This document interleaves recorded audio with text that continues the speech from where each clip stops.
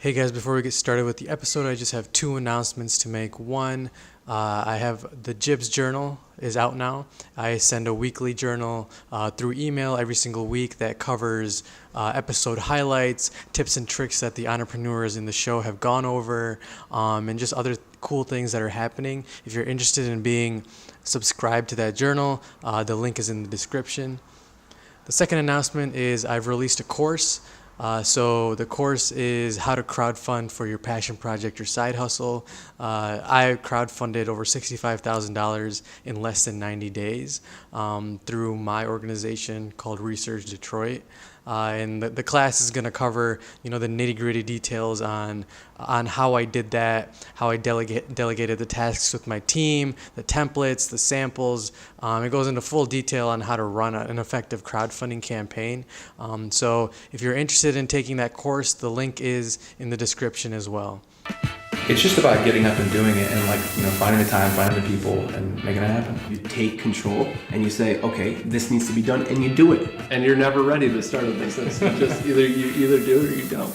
Welcome to the Jibs Podcast, showcasing Detroit's movers and shakers, bringing you stories that reveal the gusto and grit that's long defined the city and its people. Together, we'll uncover the history and direction of the Motor City, one voice at a time. This is the Jibs Podcast with Jibran Ahmed.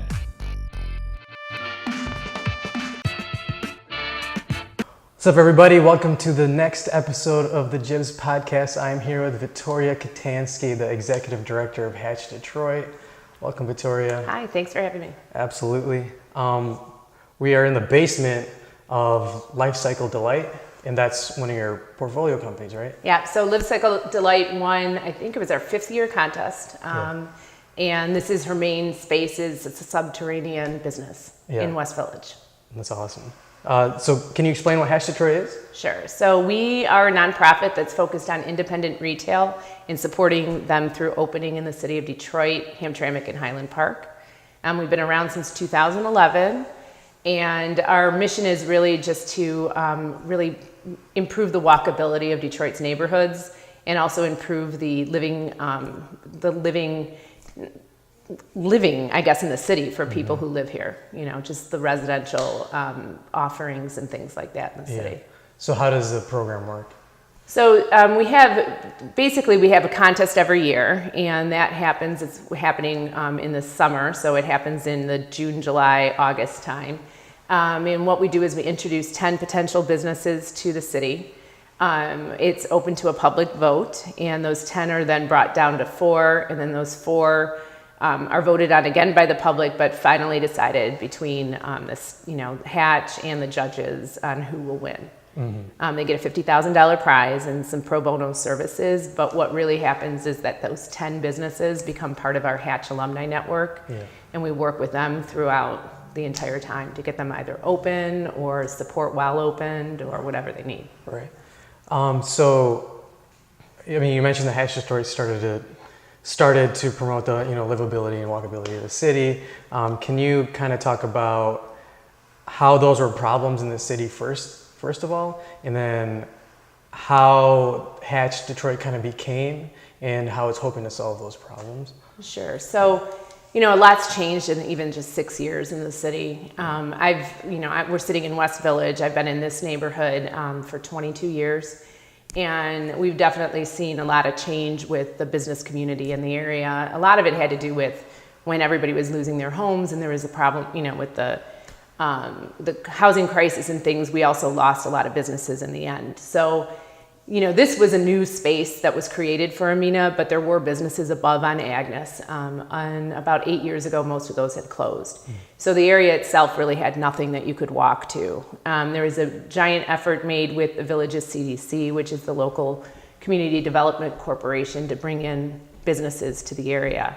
Hatch Detroit, the area is just beautiful for small business, and the size of the businesses in the West Village area kind of fit our portfolio of business. So it really worked well. We have several businesses here as a result. But the the organization itself started from our founder, Nick Gorga. And when he was living in New York City, he lived in a neighborhood much like this one that didn't have a lot of retail options. And he saw the transformation that retail brought to a community. and how it changed his life when living in Chicago, and wanted to bring that same excitement to Detroit. Yeah, cool. Can you talk about some, you don't have to play favorites, but like think about all the portfolio companies you have. What are some of the ones that really stand out, or some of the stories you think really touched you? I personally, I can't play favorites. I love all of our people. The beauty of working with all of them is, you get the opportunity to become friends and to really know what their passions are. And I think that's what sets Hatch businesses aside from other organizations or things. It's like the passion that the people have. Obviously, I love this business. Amina's really been a huge supporter of our community. I love to see my neighbors in a different light, coming here to spin in the morning and lifting weights, doing yoga, seeing them walk to a place that gives them joy. And being a part of that is pretty amazing. Sister Pie down the street, obviously she has a huge cult following, and I know you did a program with her not too long ago, and she's just a effervescent, amazing person, and she lives in the community as well. Part of that is cool too. A lot of our people that own businesses in different neighborhoods either live in those neighborhoods or are looking to live in those neighborhoods and live somewhere else in the city of Detroit now. Right. So they really are a part of the community more than just their business. Yeah.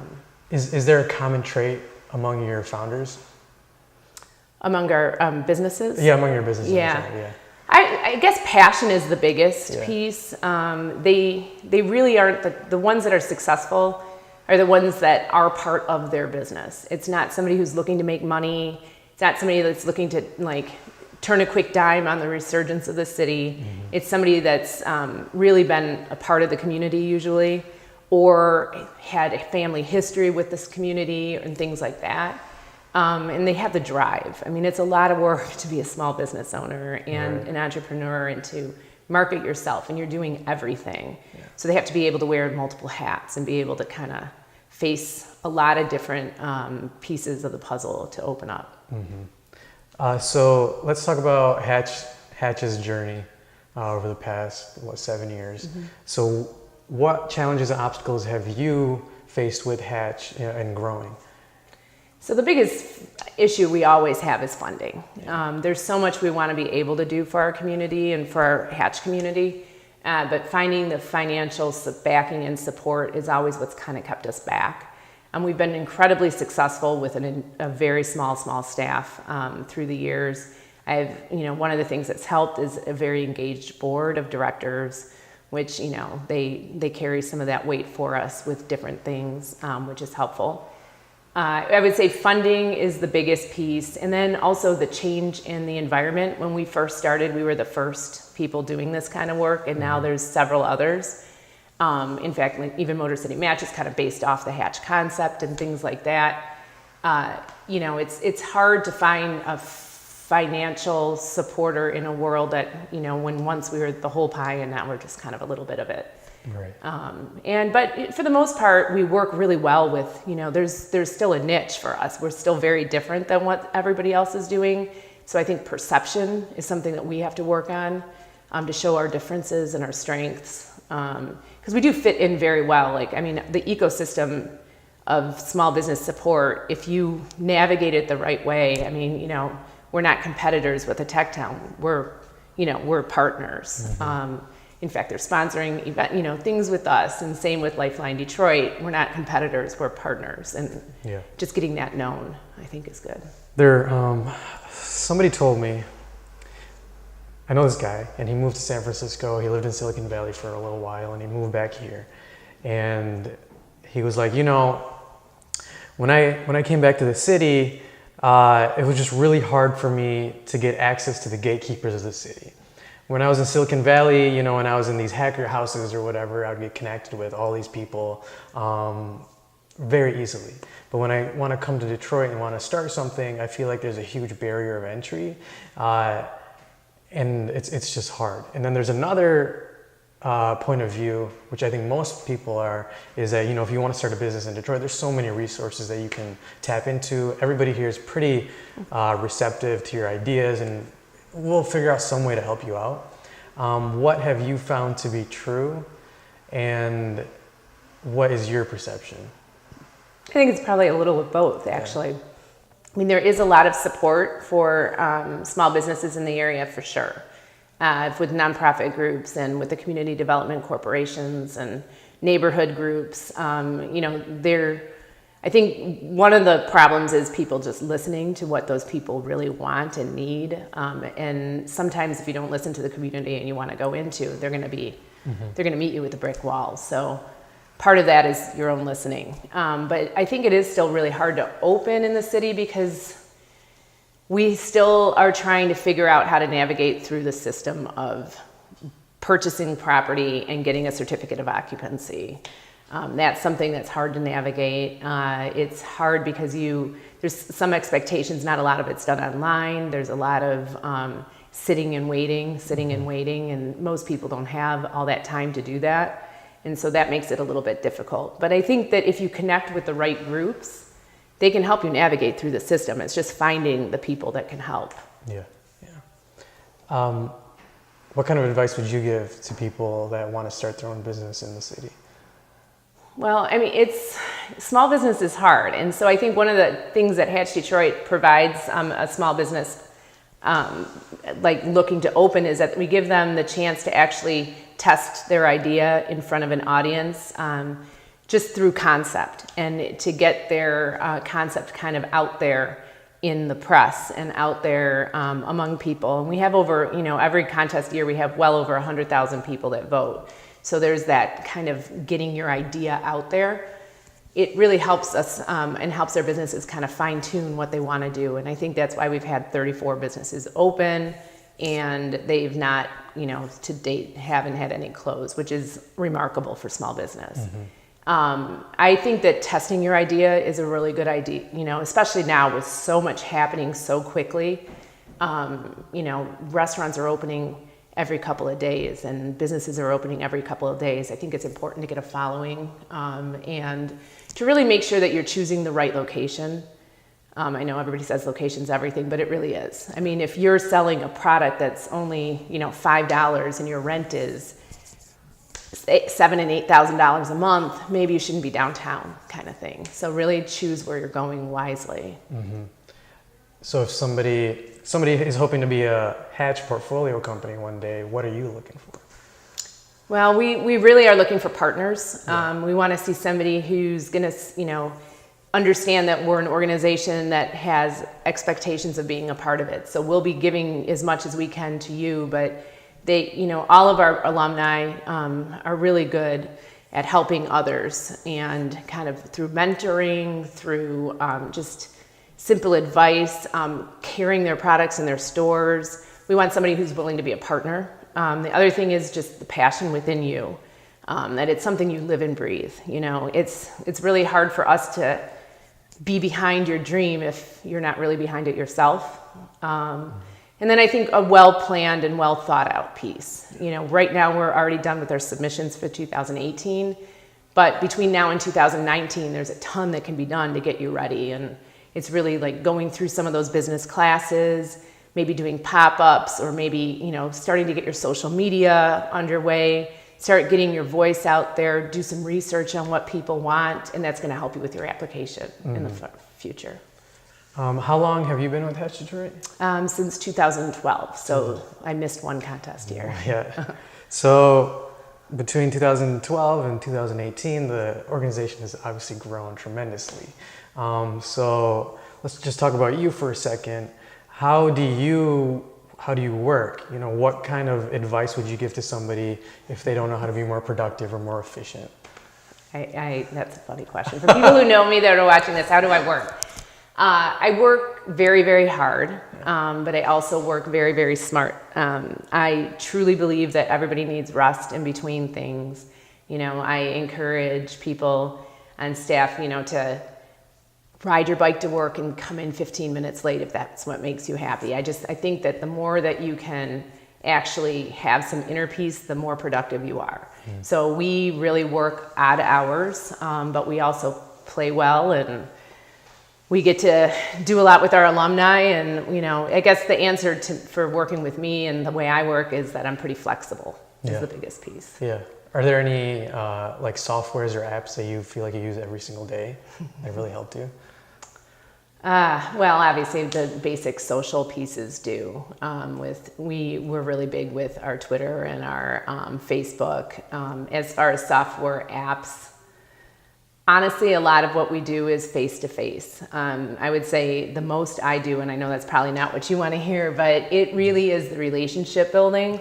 So that's the time-consuming part, is actually going and meeting and walking through businesses and buildings and spaces and trying to find, what people need, meeting with general contractors if that's what our people need. It's like a lot of that face-to-face stuff. Documentation is incredibly important, so we always use I'm not going to say, but, we document what we do pretty well and that kind of stuff too, though. Yeah. No, I'm glad you said that, because that's how I work too, I know that I get asked that a lot, especially by younger generations, is what should I use to just kind of take me to the next level? And I'm like, that's not really what it's about. You just kind of you got to get out there and you got to talk to people. You got to go to organization meetings, and if somebody can't see you face to face and feel your energy or feel your vibe, then they're not going to trust you. No, and there is software that helps with project planning and things like that, obviously. Yeah. I've used those in the past. And it really did help me kind of understand the steps in a project. But once you get to a certain part in your career where you kind of know those steps, you end up making more time doing the planning than you do the doing. Yeah. And so sometimes it's just better to kind of, have those skeletal steps down and then kind of see what the relationship brings and what the next steps happen. Because I think one of the problems that people have is that if it's not a logical answer to the next part of the problem, they don't know what to do. And in this world, in my world, a lot of what you're doing doesn't make sense.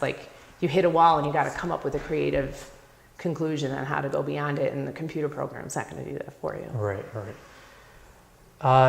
What are you hoping for Hatch Detroit in the next 5 years, 10 years? So it's interesting you say that. We're in the process. We've hired a COO, and she's going to be leading our kind of strategic planning process moving forward. So right now it's a little bit premature for that to happen, but we're definitely looking at the next stage in our organization. I think for me, it's going to be focused on having an equitable voice for independent business in this changing Detroit. I know that there's much concern about that, the high rise of rent and things like that. We want to still have a part in that. And so I think, for me, that would be my focus, is trying to make sure that Detroiters have a say in what's happening in their city. Absolutely. That's a good segue to the next question. And the last question, what to you makes Detroit so special? That's a hard question. I mean, I've been here forever. I think for me, it's my neighbors. It always has been. I think it's the history, but it's the neighbors. And I would be very sad to see a changing Detroit that doesn't include those people in it. It's definitely very cool to live in a city where people are different. Just on my street alone, everybody has a different story, a different economic background, everything. And I would hate to be in a cookie cutter world where we were all kind of the same. I also think the architecture of the city is really beautiful. There's a lot of history in just even the way the streets are formed that I love. And I definitely love the river. Yeah. So. Cool. Well, for people watching or people listening, where can they find you? HatchDetroit.com. And our Facebook and Twitter as well. And we're about to launch the vote of this year's contest. So it's a good time to kind of be part of what we're doing. We'll be announcing our top 10 on August 9th of this year. Yeah, cool. Well, thank you, Victoria. I appreciate you being on the show. And until next time, guys, stay tuned.